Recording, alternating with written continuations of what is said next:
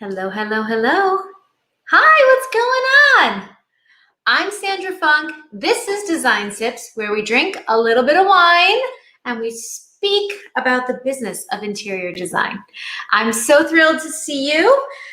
It's been a week and I missed you very much. I'm going to open wine while we chat a little bit. Hey guys, what's happening? Hi. Let me try not to cut myself as I try to cut myself. Okay. So today we are talking about locking down your business finances. Hi, y'all. What's going on? And today is a really big, fun day this week. It is our 5-year anniversary as House of Funk. So I can't even believe it. Who out there remembers when we were a Funk Design Studio for like 10 years, right? And we did a total rebrand, and it's the reason that Sarah Cates joined my firm. She came on to help with our rebrand and our relaunch as House of Funk, and she never left. So congratulations to us. The House of Funk has been in existence as a brand for 5 years. Of course, the business is 15 years old. It's like a teenager. Right smack in the middle of her disgruntled years. I kid. Okay, so to celebrate our 5-year anniversary as House of Funk and the branding that is House of Funk, we have a very fun announcement. While I open wine, we're going to let you know that we have created our own GIFs that you can now use on Instagram. And you will notice that one of the most fabulous ones is actually confetti with the House of Funk logo. Because, you know, we're 5 years in, let's celebrate that brand with confetti, obviously. So there are design sip stickers, champagne popping, favorite mantras, and more. So keep an eye out for those. They're so fun. We'll share exactly how you can find them on our Instagram stories so you can use them too. And you know, I love to hear your success stories, right? When you, as a designer, have a success, we love to reshare that and celebrate that on our Instagram stories and on our pages and in Facebook and all the things. So please keep those DMs coming. Please, telling me the things that are working in your design business, the ways that you are rising, right? We all rise together. So tell me your stories of how you rise so that I can use confetti GIFs on your behalf. That is my goal. This is what I want today. Okay, so am I struggling with this wine or what, people? It's open! Hallelujah! If I had GIFs right now, I would confetti myself, in fact. All right, I'd be pouring one for you too if you were here. I'm just saying. You want to come to Design Sips? You let me know. Cheers to 5 years as House of Funk and confetti shaped like House of Funk logos. It could be better than that. I'll tell you what could be better than that. Okay, so with all seriousness, I want to give a very big shout out to Alana Mendelson, who is a standard member and sent me the most thoughtful gift. It is adorable. Hold on, I'm hiking over to get it. Don't go anywhere.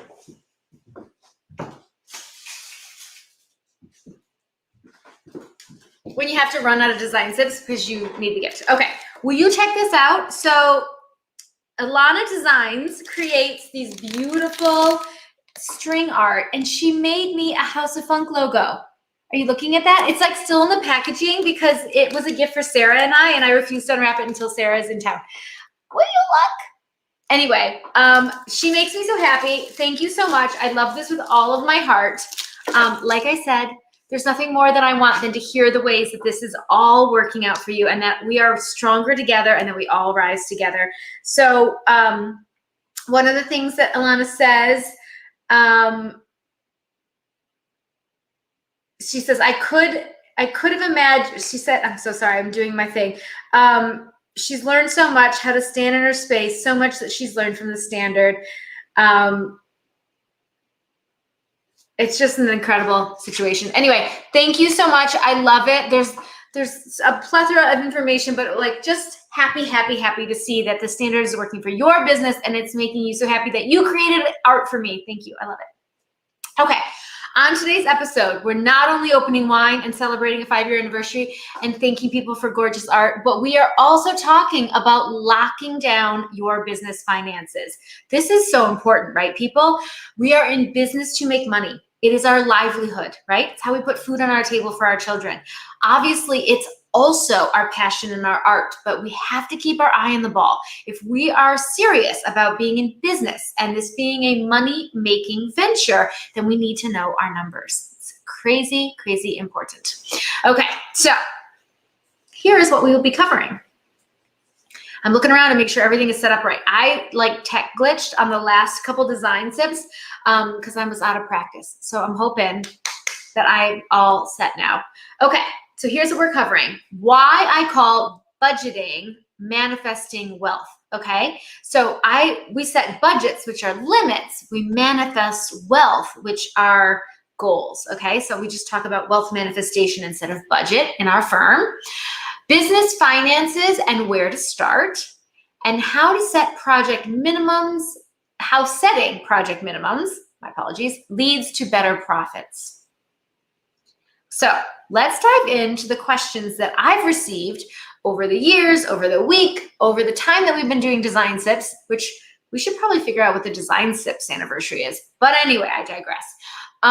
And please, please, please hit me up with questions. DM me here, send them over in the Facebook group, Standards. You can find us there, all for interior designers to talk about the business of interior design together and all rise together. But yeah, reach out, send me your questions. I love answering questions about the business of design. So Landon asks, what tools do you recommend to set a budget for your business? So the tools that I recommend, the most basic tools, you need a piece of paper and a pencil. You just need to get this stuff out of your head and down on paper. Obviously, you can also use Excel. You can work inside of QuickBooks or whatever design software you use. And the best recommendation that I can give you is to go and lasso your favorite accountant, your favorite bookkeeper, your favorite CPA, or just that friend or that person or that sibling or that parent or that spouse who understands numbers and isn't afraid of them, and sit down with them and pour your heart out if this isn't your thing, okay? Get it out on paper. What are your annual regular expenses? What are your annual regular revenues? What do you typically spend on all the things that go into your business? What do you typically charge in fees for the year? What do you typically spend on product for the year? What do you typically pay for product for the year? Get it on paper and track that data over time, and you will start to see the patterns and you will start to be able to project, because past the history, you can use historical data to project the future. Okay, especially if you can chart that data and see that you're on a 10% increase trend, or you're on a decreased trend, or your expenses have gone through the roof, but yet your fees haven't, right? So you can start to see, if you work with the numbers, you can start to see those financial trends and you can start to adjust and manage them.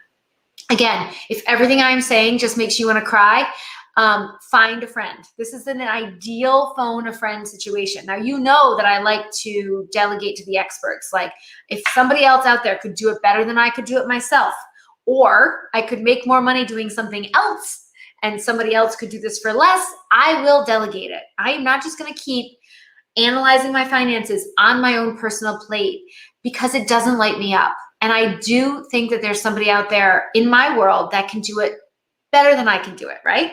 Because I have a zone of genius, and while I have a degree in finance, it's not like my light up. It's not my everyday. It's not what I love. So I work with a bookkeeping company. I work with a CPA for my taxes and strategy and all that. And I work with a fractional CFO who is helping me analyze these numbers and really look at where we're headed in a big picture kind of way. That is the level that I'd love to see you get to as well in your business. Cheers to that.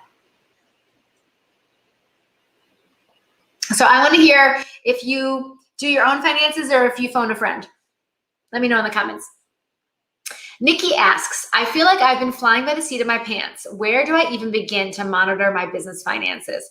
Well, I just went on a total tangent, but basically it's just, I think the best place to start is Google Sheets or an Excel spreadsheet, whatever, floats your boat. or a piece of paper, but just start to track, track everything that comes in and everything that goes out. Absolutely, no matter what happens, have a separate checking account and a separate credit card for your business. And that way you can just quantify and qualify everything that goes in and everything that goes out. And you can start to track that over time. Again, phone a friend. If you're literally flying by the seat of your pants, you need to find a friend with a belt that can strap it down, because you need to rope it in. It's time. All right. So, okay, more questions. Are we ready? Devin asks, do you have any tips or tricks for hitting your monthly sales goals? Absolutely. Okay, so a goal set is a goal attained, right? If I have it on the big whiteboard and everybody knows that we need to make $10,000 this month, $100,000 this month, you do you. Put it out there. Identify, talk about in your weekly top line meeting, here's the goal. We set this goal because we were at 90,000 last year on average, and I know we can push it to 100,000, right? Using round numbers. How are we going to get there? Oh, this potential or this existing client mentioned that they wanted to buy a piece of art for this room that we did a couple of years ago. Excellent. That's going to get us that extra $10,000, right? One rug, one piece of art, multiple rugs, multiple pieces of art. However your price point falls, you're going to be looking for those opportunities to push it. You're going to be not only looking for the additional sales, but you're going to be looking to get them in by the end of the month. So say you're on a call with a client and they're suggesting, and it's time to set the next meeting, and you have the option of, the 29th or the 5th. Well, if you know you need to close sales because you need to make your sales goals, you're going to be motivated to book that meeting on the 29th and get it inside of the month so you can hit the sales goals and close the deals at that meeting. You're not going to push it because you know you have a goal and there's a reason, right? So it actually helps you contain your projects. It helps you move projects faster when you have a goal that you're set and you're motivated to hit. And it absolutely helps you to keep your radar open and to keep your mind open to those incremental additional sales. Similarly, if you're like crickets and everybody has what they need and there are no additional sales coming in, and I'm not walking through a client's house and they're picking off some scope creep that I could give them a design fee for, right? And I could pick up that design fee, and then in a month or two, I could present and get that sale. If that's not happening for you right now, then you need to open up your contacts list and you need to hit up your past clients that were happy with your work, and you need to say, I'm wrapping up a really incredible job in a week, in a day, in a month, whatever. I have room in my schedule, and I remember that you wanted to tackle the attic next. Are you ready? Can I schedule a meeting with you to get you that initial meeting? Is there anything that you want to tackle? If maybe they didn't mention that they have more scope, you could say, how's the house holding up? Is there any place you want to do an upgrade? Is there anything that you want to push a little further? Let me know. I'd love to come out. I have time in my schedule next Monday, next Tuesday, etc. Right? Go back out to those clients those past clients that already know you and love you, and put a little bug in their ear. Hey, I'm going to be around in your neighborhood next Monday. Do you want to, and is there anything I can come by and go over with you? Do you need anything? I know we put some placeholder art in the foyer because we couldn't really make a decision on something big and serious. Are you ready to now go gallery hopping and look for that art?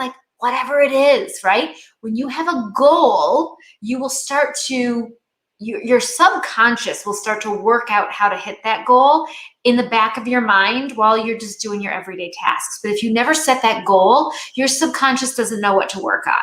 So set the goal, tell the team, spread it wide, tell the networks, tell your people, and let your subconscious bring to you the way that you'll hit the goal, because you will be surprised at how you can magnetize those achievements when you outline what you want.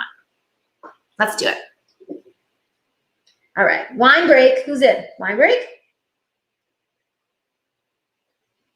Okay. Prospect Interior says, doing my own finances, but meeting with an agency on Friday. Seriously brilliant. Get Get it. If it's not your zone of genius, if it doesn't light you up, if you're not the best in the business at it, get it off your plate. If you're taking yourself seriously and you are a business, you need to outsource those things that you are not a true expert at. If you're going to level up this business, you need to be playing at that level of expertise, okay? Just the way that your clients should hire you to do their design because you are a design expert. You should hire someone to do your finances unless you are a finance expert. Alyssa asks, lately, I have had a lot of little projects that seem like they take more effort than they are worth and end up not being profitable. How do I go about avoiding that? Okay, Alyssa, we need to talk. This is the plight of every designer when they're first getting started. You'll take anything. You're trying to build a portfolio. You're trying to get your foot in the door. You're trying to prove yourself. I totally get it. I don't know a designer who didn't take on little projects in the beginning if they bootstrapped it and started on their own from scratch on the way up. Of course, there are designers who left big firms and started and, did well or whatever. But if you're bootstrapping it and you are like putting your shingle out and you are going to like work this thing from the beginning, you tend to take on whatever you can get your hands on, right? You just need to finish something so you can photograph it so you can get the next project. There comes a time when you are a little bit more established, right? You have a portfolio coming together. You have some financial data. You have a little bit of a track record. You've got, some things are flowing, things are moving. It's time to do the analysis and to figure out what is the sweet spot. Nope, that's not going to come out right. I bet it, by the way, we were filming all afternoon and I may be out of words. Like at some point they just stopped working the words. So I apologize. At some point you need to find your sweet spot, that project size that you can both handle, you enjoy, and is the best profitability for you, okay? So, you can handle it. It's not so big that your firm is going to crumble under the pressure or won't be able to deliver on time. You enjoy it. It's making you happy. It's a good thing and is profitable. And is your most profitable. So you can look at project profitability across like a tiny little project, a great big huge renovation, a build from scratch, just a meaty 5-room design-only project full of furniture. Like you can set up all of these different projects. Like what were the fees? How long did it take? What were the hours spent working on it? What were the purchases made? What was the cost of those purchases? The cost of goods sold? And you can work with the people in your life that like the numbers, and you can start to see the trends of which of those projects are most profitable for you. So I did this analysis many moons ago. Thank you, Ashley, All Things Numbers, my in-house guru of numbers for many, many years.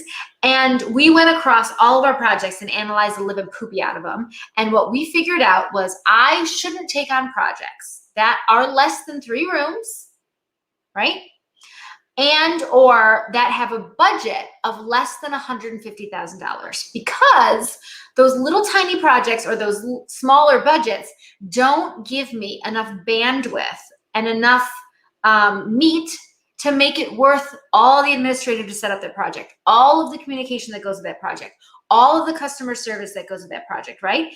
Listen, 5 rooms with 1 client, overhead of putting all that together, communication, customer service, that's all times 5 rooms, right? Where if I do 5 individual rooms with 5 different clients, I am running around like a small chicken with a small head that has been cut off. Yes? Okay. So for me, my analysis said fewer, larger projects. And that's what I then made my minimum and then marketed towards. So I marketed towards larger projects with larger budgets, right?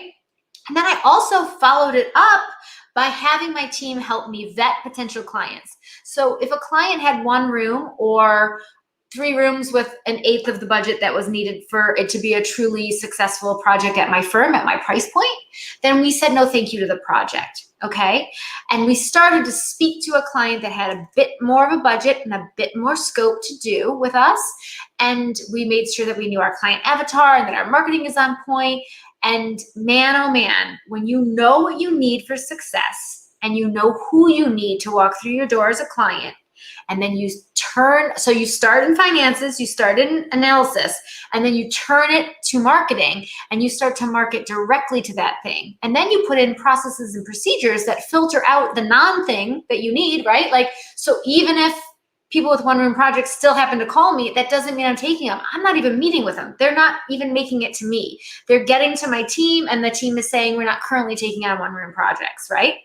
So when you set this all in motion, all of a sudden you have the space in your firm and in your pipeline for the true kind whale to come through and to sign them. And for me, kind whales are clients that are kind, but my number one criteria. And for me, a whale is 3 rooms or more, $150,000 minimum project budget. That's my whale, okay? So kind whales. What's your ideal client? I don't know. Maybe it's a snazzy Norwal. I don't know. You do you. I'm going to drink wine and read another question.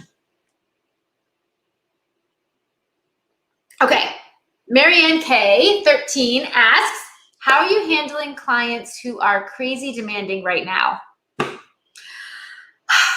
Right now. So I'm going to give you a little bit of a take on my right now. So my right now is not unaware of what's going on in the craziness of the world. I'm not unaware of the news cycle. I'm not unaware of how difficult the world is, right? But as an interior designer, I told you it's been a lot of talking today. As an interior designer, I don't think my place is to dwell in the news cycle, right? I think I can be a break. I can be a light spot. I can be someone who brings joy and happiness into clients' homes. So crazy demanding right now. So I'm trying really hard to just be really, really empathetic, because it's hard out there right now. There's fear, there's anxiety, there's stress, whoa. There's a lot of projects that are delayed. There's a lot of anxious energy out in the world. So crazy demanding right now is a cry for help, is somebody who's not doing well, right? So because really crazy demanding in interior design in the midst of the world as it is right now is crazy, right? Because we know that the global pandemic has slowed down the entire pipeline of the global economy, that there's a labor shortage, there's an employee shortage everywhere, that there's product shortages, there's delays in getting raw materials to build the projects. There was a Suez Canal block. Things are wacky. So I beg of them patience, right? I give them a ton of room, because this is not an easy time, ton of understanding. I then will turn around and try to just let them know with all honesty, I don't have control over the pace of getting quotes right now. I don't have, because everyone's short-staffed. I don't have control over the pace of my general contractor who's delayed in getting raw materials to build. I don't have control over price increases or product delays. But what I can do is I can communicate, and I can do the best that I can on your behalf, as I always have. My end goal has not changed. I want you to have an incredible, welcoming retreat of a home that will pull you up and give you a great big hug when this thing is done, and will really give you a safe space to be and to heal and to rest and to rejuvenate from our crazy. So a lot of love, a lot of patience. I vent to my people. You gotta have people you can vent to, because it's not always easy. But yeah, there's a lot going on in the world. And again, I try to make sure we're just bringing joy and love into it, and we do best we can. I can't get any wood. That's amazing. See, there you have it, kids. Okay. So cheers to just getting through the day, because really, I'm not going to do the downer thing, because it's just not my nature and it's not my place. And I think I don't want to do that, but we're just getting through the day. Cheers to that.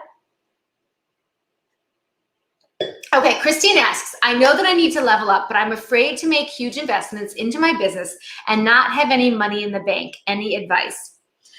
Okay, so I got to tell you, it's a yin and a yang, right? So you got to do your research. You are not, we're not like out there just doing willy-nilly, like spendy. You need to be careful and considered when you're doing your research. You need to be careful and considered when you start to outsource, when you take out office space, when you hire an employee, when you level up and take a course, level up and hire an expert, all the things. But so really, you need to do your research. You need to, really carefully consider the best next step for you. And it's interesting. I'm the kind of person who would be running on pennies to save up, to level up, because that's my mindset, that I'm going to really rope it in and really, like, I'm not going to be out there going to big fancy dinners. I'm not going to be out there getting spendy. I am saving for a goal. I am saving for this course I'm going to take, this person I'm going to hire, whatever it is. And that is my mentality, just to like run my business tight so that I can grow it. And by growing it, you do have to invest into it, right? But it doesn't mean you have to go into debt. It doesn't mean you have to whatever. It means the next client you sign, stash as much of that profit as you can to reinvest in yourself. The best thing that you can invest in is your business. I say to my husband all the time, Wall Street banker, investment boy, who was talking about this investment and talking about that investment. And I say to him all the time, I have 400,000 ideas. I want you to invest in me first. And then we can talk about other investments, but me first. And I want you to do the same thing. Take that money that you're bringing home in profit and leave some of it in your business and invest in you. That's how we grow. Cheers to that. Okay, Julia asks, do you have any recommendations for books, podcasts, etc., that address financial mindset in business? Oh my gosh, yes. Okay, well, number one, go binge watch Design Sips. I think there's like a whole financial, how to price your projects, design agreement. I think there's like a whole section where you can do a whole lot of Design Sips on this topic. I have a finance degree. I worked as a business process consultant before going into interior design. So I've also had 20 years of clients that are in the finance world. So I know from experience, if you can't talk the talk, you're going to get boom, right? Okay, so other financial mindset stuff. I love Marie Forleo for mindset, podcasts, all the things. I love Luann Nigera for anything and everything. I'm sure she has a whole track and section of finance mindset stuff. Peter Lang is amazing. Michelle Williams is amazing. Hold on, there's more. It's gone. Names. You know what?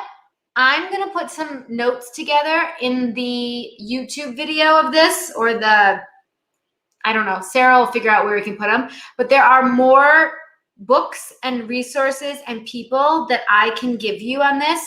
I have read so many books on business finances, so many things about investing, mindset, sales techniques, but I am terrible on the spot with names, like really bad. It's a thing. It's like I also can get lost on a dance floor. I don't have that directionship either. Okay, so we will make an Instagram post and I will give you all of my gurus that I look to when I'm having fear and doubt around my finances and my numbers. I love this. This is such a big topic. I have consumed an inordinate amount of information on this topic. It's one of my favorites, of course, so I will share them with you. All right, cool. I love it when you give me an idea that could help other designers, and that is a huge one. Like for me to like open up my library and show you all the Audible books and the physical books and the courses I've taken on money mindset in business, I can't even. And I gotta tell you, I've been working on money mindset with my coach for, oh gosh, 14 years, I think, maybe 13 or 14 years. I've been working on money mindset in business with my coach because it's huge. I mean, literally, you have to be able to talk numbers way outside of your own personal comfort zone if you're going to be an interior designer and have that kind of success, okay? So you have to get out of your own way. Your version of expensive cannot come into play when you are selling a beautiful room to a client. You have to separate your personal finances from your business finances and those expectations and those limits and all the things. Okay. Oh, Sarah just found out something. Design Sips was born, I love that Design Sips had a birthday, on August 9th, 2017. So we just had our 4-year Design Sips anniversary. That's freaking mind-blowing. We're going to have a Design Sips party next August 9th for the 5th anniversary. Yay! Okay, good. Mark your calendars. August 9th, 2018, 5-year Design Sips anniversary. We're putting it out there right now today. We're, by the way, like, we're anniversary obsessed. Like, everyone's got a work anniversary. Now we got like House of Funk anniversaries. We're doing it. Okay, ready? There's gonna be more. Bridget asks, I find that I'm losing money on revisions. How can I streamline my process so that I'm not constantly revising? Okay, Bridget. Yep. Okay, so I'm assuming if you're losing money on revisions, that means you're charging a flat fee without clear boundaries around revisions, or you're charging hourly and somehow not feeling confident to charge those hours for revisions. Either way, we've got money mindset matters that we need to talk about, right?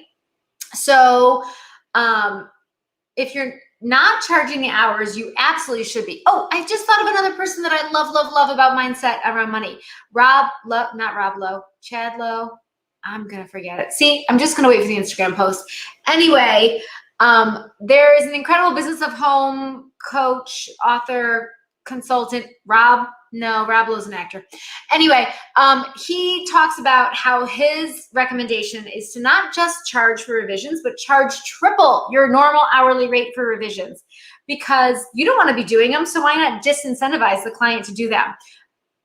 That's freaking bold, but I freaking love him. Okay. So, yeah. So anyway, so there's that. Okay. For me, how I do it, because that charging triple is ballsy. But how I do it is I give my flat fee design clients 1 round of revisions per design presentation. So it's a design presentation and conceptual to set the tone and the budget, high level, 1 round of revisions. So we're making layout revisions, we're making aesthetic direction, high level revisions, and we're making budget revisions in that. I want them one time communicated 1 week from the presentation, and I will not take them drips and drabs. 1 round of revisions, because I want to do the revisions efficiently and I want to do them thoroughly so that they're not piecemeal, and I totally unwind the integrity of the design by picking it apart one thing at a time. Sean Lowe, just so you guys know. Sean Lowe, amazing, brilliant business mind. So, okay, where were we? Don't pick my design apart piecemeal, 1 round of revisions. Okay, so 1 round for conceptual, 1 round for detailed design. And then any revisions after that get a change order. They get a new design fee for whatever needs to be changed after that 1 round of revisions. Okay, same thing if you're an hourly person. If you're doing your design hourly, you just keep charging for those revisions. And you might take a recommendation from Sean Lowe and charge more for revisions. You do you. Okay.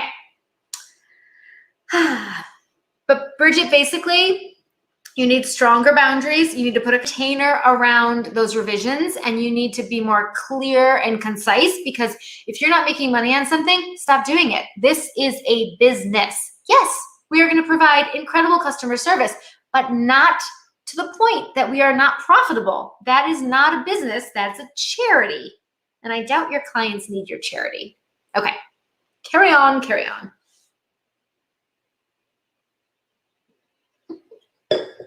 Okay, Sarah Harris just posted a really dapper picture of Rob Lowe in our in our prompter.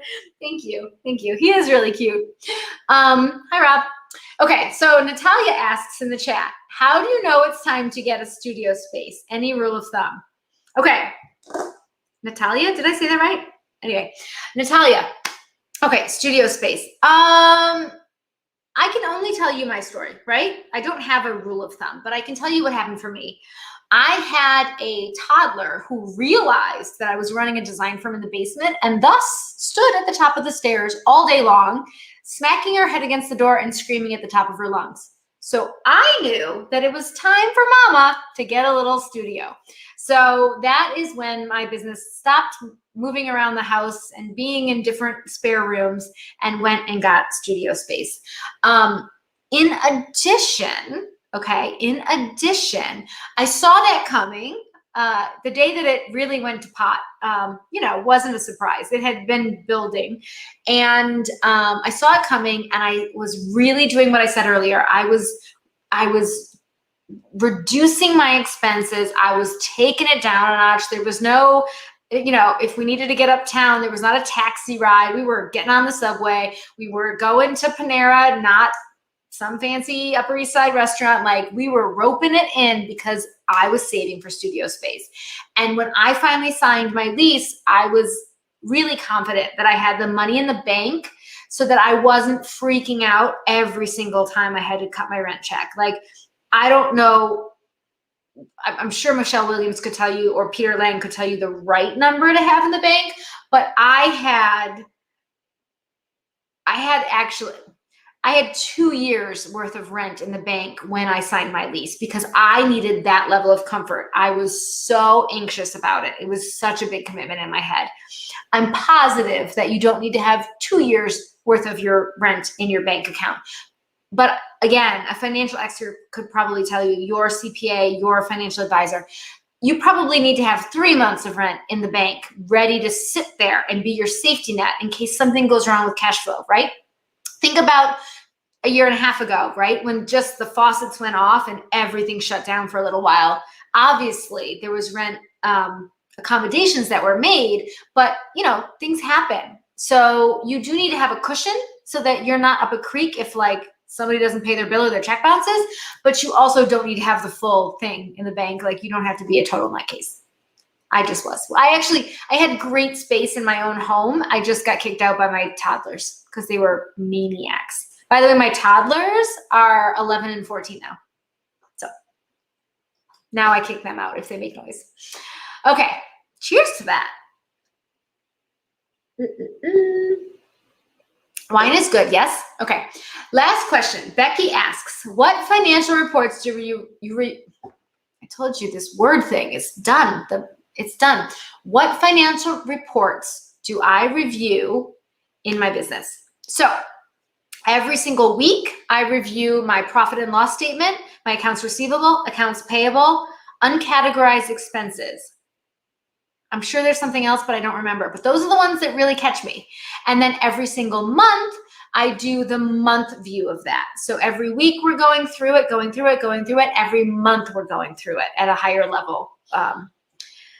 So basically, the idea is that you never take your eye off the ball, so it's never overwhelming to dig back in.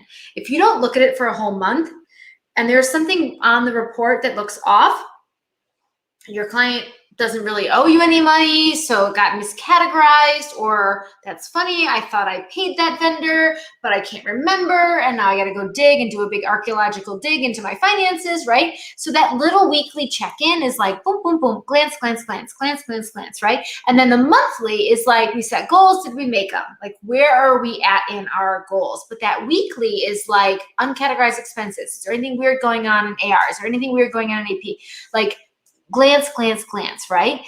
Eye on the ball. And if your eye is not on your money, you've forgotten the ball that it needs to be on, because that's why we are in business. Yes, we want pretty photos of our work. Yes, we are artists who can't help but design.